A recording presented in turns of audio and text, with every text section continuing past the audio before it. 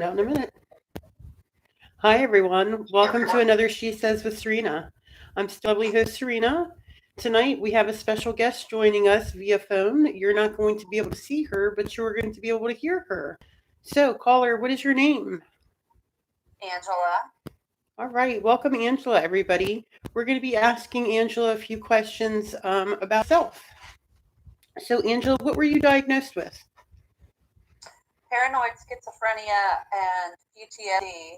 Also, I don't function, I don't have operable coping skills because I've used them all to death. Okay, so schizophrenia and PTSD. What does that mean? Basically, I don't have clear thought processes the same way other people, normal people do.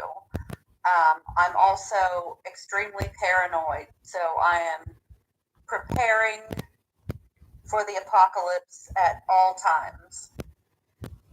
All my waking hours are devoted to it. My dreams are devoted to it. To preparing for the apocalypse. Preparing for something, getting ready to be unsafe or homeless or something. So Preparing for something. you're pretty much always in a mode of survival. Yep. I live in survival mode all the time. When were you It's very draining. diagnosed? Um, Less than 60 days ago. And how has that I, been? How old are you? I'm 46, and up until about 6 or 8 weeks ago, I thought that I was normal. I mean, I know I'm not normal. I've always been weird. Everyone's always told me that I'm weird, but now it's an actual thing. I'm not just weird, I'm crazy, like certifiable. Okay, so are you medicated? Very much. Do you mind sharing the medications with us? Um, if I could remember the names of them off the top of my head, I could. I think one is Abilify, and then I take a medication for nightmares and a medication for insomnia. Have you always had problems with sleep? Yeah.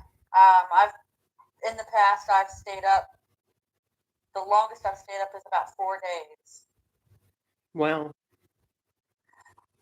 and all that time I would be obsessively cleaning or going around the outside of my house with a knife because I heard something, or I spent way too much time alone in the last 2 years. COVID was very So hard for a lot of people with mental illness. yep, it completely broke me. I went from being a gainfully employed person with a home I owned and everything I could want to absolutely nothing in a matter of a few weeks. So I guess that's going to answer our next question of do you work? I work at a fast food place and a head shop because they are the first jobs I could find that required the least amount of brain power because my brain is occupied. It's otherwise taken, it's done, right? Yeah. No space for the for other outside stresses Well, anymore. my job before, I was under a lot of pressure. I had a lot of deadlines. I had to create a lot of work off the top of my head. I had to come up with things on with no budget. So it's basically creating magic out of nothing. So paranoid schizophrenia for you, what is that? Does that mean that you hear voices? No, I don't have the auditory hallucinations. I do have visual hallucinations, but for the most part, the hallucinations are amusing to me. That's good. I Yeah. was talking to a friend of mine this evening, and he was telling me about some of his delusions and hallucinations, and he seemed really shocked when I told him that my own voices, although they could be scary at times, for the most part, they were actually very friendly. No, I mean, things don't, I'm always afraid something's going to get me. So my paranoia has me constantly feeling jumpy, thinking something just come up from behind me, Now, or something's in the closet, or something's outside. I'm yeah. terrible when it comes to being in the house at night by myself. So, what But do you want other people to know about your illness? I am not dangerous. I'm I'm just I'm not a violent person. I'm not scary. I'm not going to hurt anybody. No. And so, what advice, Angela, would you give to people and their loved ones who might just be getting diagnosed themselves?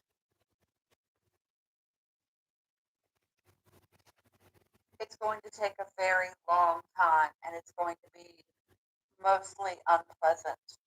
And the worst thing about all of this so far is feeling like I have to do this by myself because I've never been completely on my own.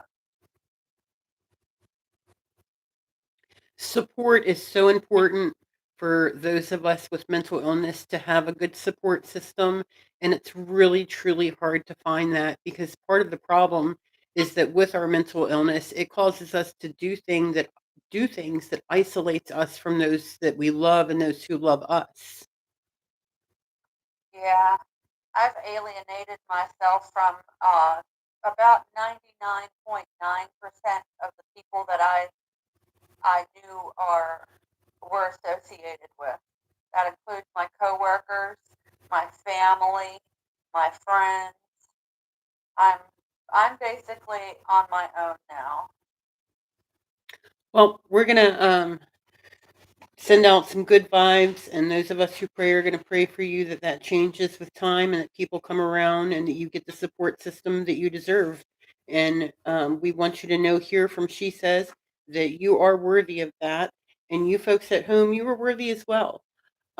Keep looking for your support systems, finding your support systems. They are out there, and be patient with your family. Give them time. They will come around. They just need time.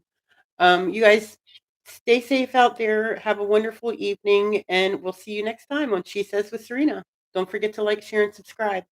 Bye.